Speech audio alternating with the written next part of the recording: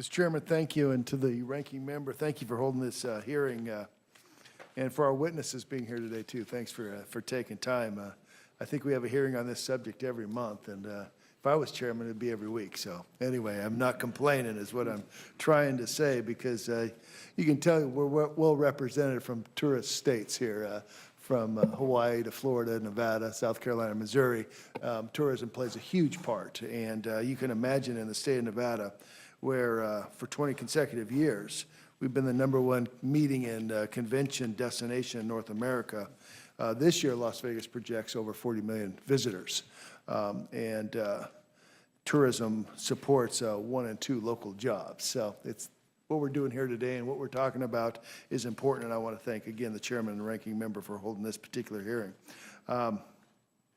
Today, though, I'm interested in learning what Washington, D.C. can do to continue the hard work on your behalf and on the state's behalf in the tourism industry. And that's why I'm pleased you're here today. I'm particularly interested in the ways we can open more international markets, markets like Brazil, while continuing to work to reduce wait times at our nation's busiest airports and for those seeking to visit this country. This was a priority of mine during the debate on immigration reform, and continues to be today. So, according to the Las Vegas Convention and Visitors Authority, international visitors stay longer and they spend more money during their stays. And with that in mind, I'd like to ask a couple of questions. And I'll start with you, Mr. Stroud, specifically on the May 2012 strategy to expand travel to the United States with a goal of attracting 100 million international visitors annually by 2021. How are we doing? Can you quantify that? Can I quantify it? I think we're making some big strides towards it. I think we're ahead of where we're supposed to be. And one of the things that I would obviously say that the Secretary has already testified to is the fact that we believe that expanding and facilitating the travel arrival experience will greatly increase that number. So one of those things is the pre-clearance locations, but also expanding global entry. If you look at the Department of Commerce numbers on arrivals from 2013, 3.73 million people from Japan came to the United States.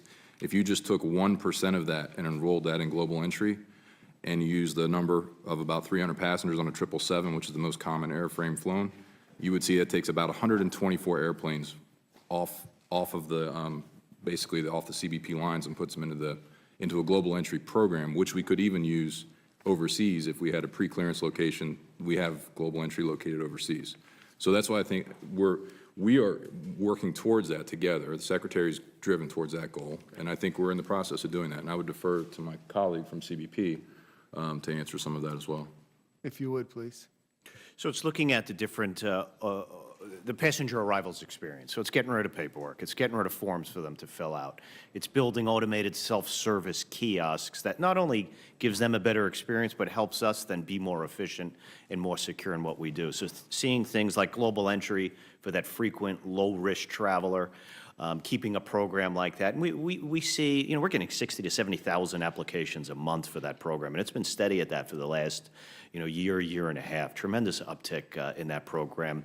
Usage can vary from 5 to 10% depending on day of the week, but it really tends to trend with the business travel. So later in the week, we see those percentages increase up to 10% of total arrivals. Automated passport control for the infrequent traveler, for the family travelers, for the casual vacationers. They can use some sort of automated process but still see the officer for a shortened process with that officer, and that makes us more efficient because it increases our capacity. And then what's the traveler experience after going through that? Let me interrupt you. Do you have all the authority to do all that you're talking about?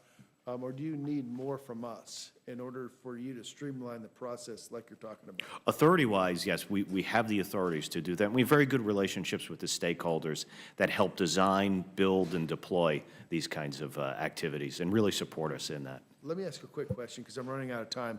What's it going to take to open up countries like Brazil? What are the challenges that we're facing? Yeah. That technically would be the visa waiver, the current visa waiver statute. Currently, right now, Brazil would not qualify under the current visa waiver statute. Okay, so we need to address that. Yeah. And of course, expanding global entry to other countries like Japan that we don't currently have, that would be helpful. All right. Sir, you if very I much. may, Yeah, please. just to add to that, the point that we did see a significant uptick in travel from Brazil when the visa validity went from 5 years to 10. And when people were starting to get a visa that allowed them to travel in and out over a 10-year period, they started traveling more. And so that kind of step can also assist in increasing the number of travelers. Ambassador, thank you, and Chairman, thank you.